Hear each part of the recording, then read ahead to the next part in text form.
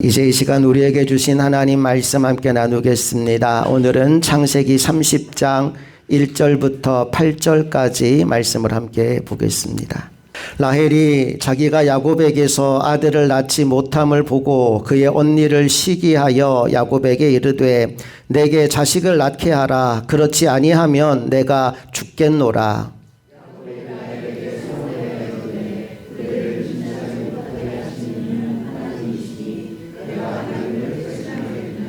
라헬이 이르되 내 여종 빌하에게로 들어가라. 그가 아들을 낳아 내 무릎에 두리니 그러면 나도 그로 말미암아 자식을 얻겠노라 하고,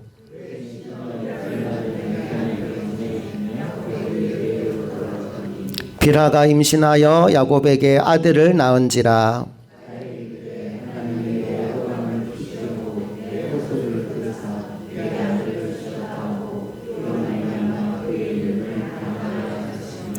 라헬의 시녀 빌하가 다시 임신하여 둘째 아들을 야곱에게 낳음에 라헬이 이르되 내가 언니와 크게 경쟁하여 이겼다 하고 그의 이름을 납달리라 하였더라. 아멘.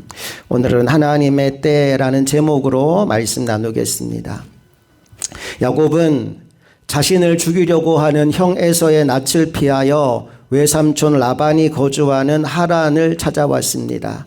처음에 올 때는 그냥 잠시 머물렀다가 돌아갈 계획이었는데 생각보다 그곳에서의 시간이 지체가 되고 길어집니다. 그 이유는 한 여인과 사랑에 빠졌기 때문입니다. 바로 라반의 둘째 딸 라헬이었지요. 당시에는 결혼을 하려면 신부의 집에 지참금을 주어야 했는데 야곱은 가진 게 없었습니다.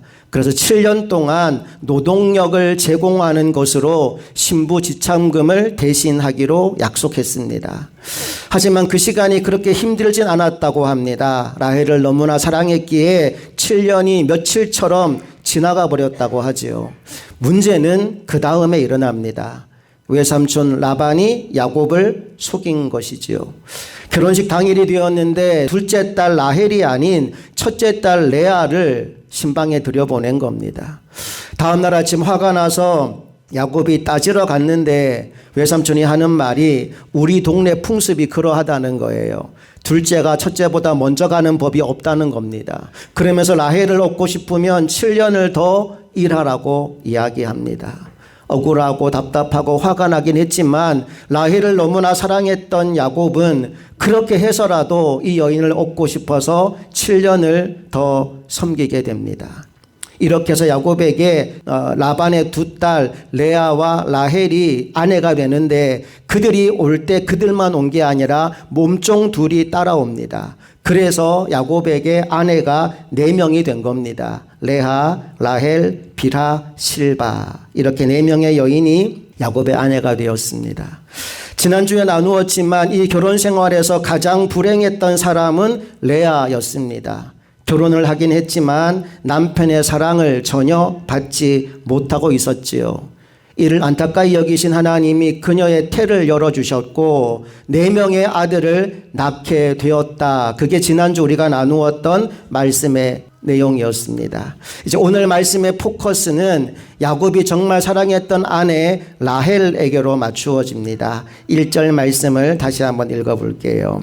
시작. 라헬이 자기가 야곱에게서 아들을 낳지 못함을 보고 그의 언니를 시기하여 야곱에게 이르되 내게 자식을 낳게 하라. 그렇지 아니하면 내가 죽겠노라. 라헬이 야곱에게 이렇게 말하죠. 내게 자식을 낳게 하라. 그렇지 아니하면 내가 죽겠노라. 라헬의 절규입니다. 여기에는 단순히 아기를 낳고 싶다라는 정도의 마음이 아니에요. 존재의 위기, 자존감의 위기, 사랑받는 사람의 자리에서 밀려나는 듯한 두려움이 담겨 있습니다. 언니인 레아는 남편의 사랑은 받지 못하였지만 하나님이 그녀를 불쌍히 여기셔서 르우벤, 시므온, 레위, 유다 4명의 아들을 연달아 낳았습니다. 반면에 라헬은 남편의 사랑을 받아요. 그런데 아이가 없었습니다. 이게 그녀에게는 너무나 괴로운 상황이었다는 거죠. 사랑의 표현을 받고 기대를 받고 인정을 받는데 정작 자신의 몸에서는 아무런 열매도 맺히지 못하고 있는 상황이에요. 사실 우리가 살다 보면 우리들도 이런 마음일 때가 있습니다. 남들은 잘 되는데 나는 안 되는 것 같고, 하나님이 다른 사람은 축복하시는데 나는 기다리기만 하고 있는 것 같고, 말씀도 듣고 예배도 드리고 분명히 나 열심히 사는 것 같은데 내 삶에서는 아무런 열매도 보이지 않는 것 같은 그런 상황 말입니다. 라헬은 이런 마음으로 남편에게 부르짖었던 거예요. 내게 자식을 낳게 하라. 그렇지 아니하면 내가 죽겠노라. 하지만 여러분, 남편 야곱에게 아이를 만들 능력이 없잖아요. 생명은 하나님이 주시는 겁니다. 그래서 야곱이 정말 처음으로 아내 라헬에게 화를 내게 됩니다. 2절 말씀 다 같이 읽어볼게요. 시작. 야곱이 라헬에게 성을 내어 이르되 그대를 임신하지 못하게 하시는 이는 하나님이시니 내가 하나님을 대신하겠느냐. 야곱의 말은 진리였어요. 생명의 주권은 오직 하나님께 있는 겁니다.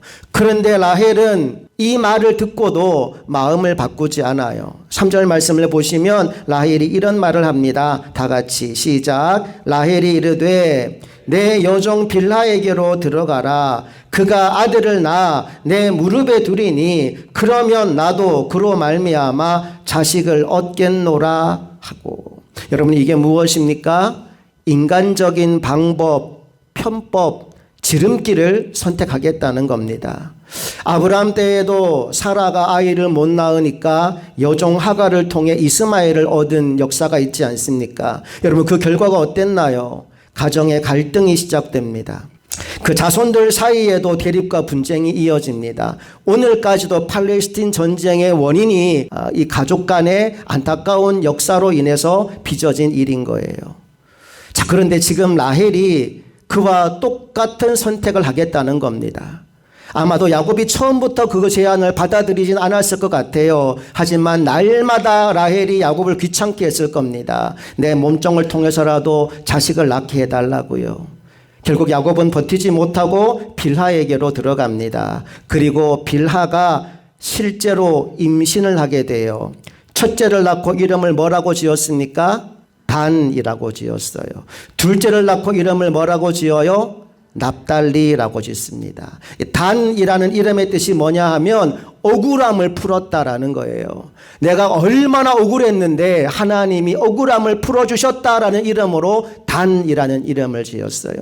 납달리라는 이름의 뜻은 뭐냐 하면요, 경쟁에서 이겼다라는 겁니다. 내가 내 언니와 경쟁했는데 하나님이 이기게 해주셨다라는 뜻으로 납달리라고 지은 겁니다. 여러분이 이름에 담겨있는 라헬의 마음이 보이시나요? 라헬은 지금도 여전히 언니와 비교하고 있어요. 이제 억울함이 풀렸다. 내가 경쟁에서 이겼다. 여러분, 이것이 축복입니까? 절대 그렇지 않아요. 비교의 열매, 경쟁의 열매, 불안의 열매입니다. 사실 오늘 우리가 여기에서 떠올려야 될 성경의 또 다른 여인이 있습니다. 바로 사무엘의 어머니 한나입니다.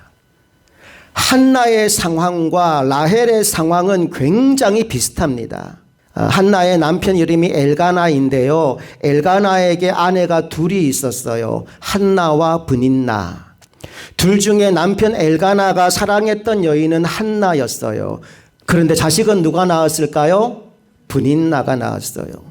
그것 때문에 한나는 날마다 조롱과 멸시를 당해야 됐습니다. 너무나 아기를 가지고 싶은데 이상하게 아기가 들어서지 않아요. 보십시오. 여기까지의 상황은 라헬과 한나가 아주 비슷합니다. 그런데 그 다음 반응이 달라요. 라헬은 남편의 등을 떠밀어서 몸종인 빌하와 잠자리를 하게 만들었어요. 인간적인 편법을 쓴 겁니다. 반면 한나는 뭐 했을까요? 한나는 남편에게 가서 따지지 않습니다. 한나는 사람에게서 해결책을 찾지 않습니다. 그는 하나님께로 갔습니다. 성전에 올라가서 간절함으로 기도했습니다. 그 기도가 얼마나 절박했던지 그녀가 기도하는 모습을 지켜보고 있던 엘리 제사장이 술에 취해서 주정하는 것이라 착각할 정도였지요. 그리고 하나님은 한나의 그 간절한 기도를 들어주셨습니다. 그 응답으로 주신 아이가 누군지 혹시 아십니까? 예, 선지자 사무엘이었습니다. 이스라엘의 영적인 지도자, 왕을 세우는 선지자, 그가 한나의 몸을 통해 이 땅에 태어나게 된 것입니다. 여러분, 문제는 누구에게나 찾아온다는 사실을 기억해야 됩니다. 예수 잘 믿는다고 해서 내 인생 가운데 아무 문제가 없을 것이다. 여러분, 그건 착각이고 오만입니다. 여러분 인생 가운데에도 어려운 일들은 찾아오게 될 것입니다. 중요한 것은 그때 우리가 어떤 반응을 보이느냐입니다. 한나는 문제 앞에서 하나님께 나아갑니다. 반면 라헬은 사람을 찾아갔습니다. 한나는 하나님께 부르짖었습니다. 그런데 라헬은 남편을 쥐잡듯이 잡았습니다. 여러분, 둘의 이 작은 차이가 엄청나게 다른 결과를 가져옵니다. 라헬은 그렇게 아이를 갖고 싶은데 계속 아이가 안 생기고요. 한나는 이 시대를 새롭게 만들 영적인 지도자를 낳는 어머니가 되더라는 거예요. 여기서 오늘 우리는 중요한 교훈을 붙잡아야 됩니다. 라헬의 문제는 아이가 없는 것이 아니라 인간적인 방법을 선택한 겁니다. 그녀는 하나님보다 더 빨리, 하나님보다 더 앞서서 하나님보다 더 확실한 방법을 찾고 싶어 했던 겁니다. 그 결과 정작 하나님의 축복의 때는 라헬에게서 점점 더 멀어져 가게 돼요. 오늘 이 일이 있은 이후에 또 다른 사건 하나가 벌어지는데 바로 합판죄 사건이라는 겁니다. 14절 말씀 읽어볼게요. 밀거둘 때 루벤이 나가서 들에서 합판채를 얻어 그의 어머니 레아에게 드렸더니 라헬이 레아에게 이르되 언니의 아들의 합판채를 청구하노라. 합판채는요, 사람의 다리 모양으로 뿌리가 생긴 그런 식물입니다. 사진이 합판채 사진인데 당시에는 이 식물이 사랑의 묘약, 또 임신을 도와주는 약초라고 여겨졌습니다. 그 식물을 레아의 맏아들인 루벤이 찾아온 겁니다. 그리고 그걸 엄마한테 준 거지요. 그 모습을 보자마자 라헬이 언니에게로 달려갑니다. 그리고 그거 나를 달라고 떼를 쓰지요. 레아의 입장에서는 남편의 사랑을 독차지한 여동생이 사랑의 묘약까지 내놓으라고 하니 기분이 좋을 리가 없었을 겁니다. 그래서 주지 않겠다라고 했더니 라헬이 거래를 제안합니다. 무슨 거래냐 하면 오늘 밤에는 내가 남편을 양보하겠다고, 오늘은 언니가 남편과 잠자리하고 대신 그 합판채를 내게 달라라고 얘기합니다. 15절 말씀 다 같이 읽어봅니다. 시작. 레아가 그에게 이르되 내가 내 남편을 빼앗은 것이 작은 일이냐? 그런데 내가 내 아들의 합판채도 빼앗고자 하느냐? 라헬이 이르되 그러면 언니의 아들의 합판채 대신에 오늘 밤에 내 남편이 언니와 동침하리라 하니라. 그 말을 듣고 서로 약속을 하고 레아는 남편과 잠자리를 하고 라헬은 합판채를 얻었습니다. 여러분 생각해 보세요. 라헬이 이렇게까지 해서라도 합판채를 사온 이유가 무엇이겠습니까? 뭘 가지고 싶어서? 아이를 가지고 싶어서. 그런데 라헬과 레아 중에 임신을 한 사람은 누구일까요? 예, 레아였어요. 합판채 열매를 먹은 라헬이 아니라 그날 밤에 야곱과 잠자리했던 레아가 또 아이를 가지게 된 겁니다. 그러니 라헬은 진짜 미치고 환장할 노릇이죠. 잘 생각해 보십시오. 라헬의 이 불행이 하나님 때문입니까? 아니면 인간적인 방법을 놓지 못하고 끊임없이 쫓아갔던 라헬 자신 때문입니까? 우리가 인간적인 방법을 사용하면 잠깐은 해결되는 것처럼 보입니다. 마치 빌하를 통하여 두 아들을 얻게 된 것처럼 말이지요. 하지만 그 방법은 결국 하나님의 진짜 축복을 지연시키고 만다는 사실을 깨닫게 되기를 주님의 이름으로 축복합니다. 이제 오늘 우리가 라헬의 모습을 보면서 스스로에게 물어보아야 할 질문이 있습니다. 첫째, 나는 지금 누구에게로 가고 있는가? 어려움이 왔을 때, 나의 계획이 막혔을 때, 하나님이 허락하지 않으실 때 나는 사람에게 가서 도움을 구하고 있는가? 아니면 하나님께 무릎을 꿇고 있는가? 나는 환경을 탓하며 편법을 찾고 있는가? 아니면 하나님의 방법을 구하고 묵묵히 그 길을 따라가고 있는가? 오늘 여러분의 방향이 사람에게서 하나님에게로, 인간적인 편법에서 하나님의 방법으로 옮겨지게 되기를 간절히 바랍니다. 두 번째 질문은 시간에 관한 것입니다.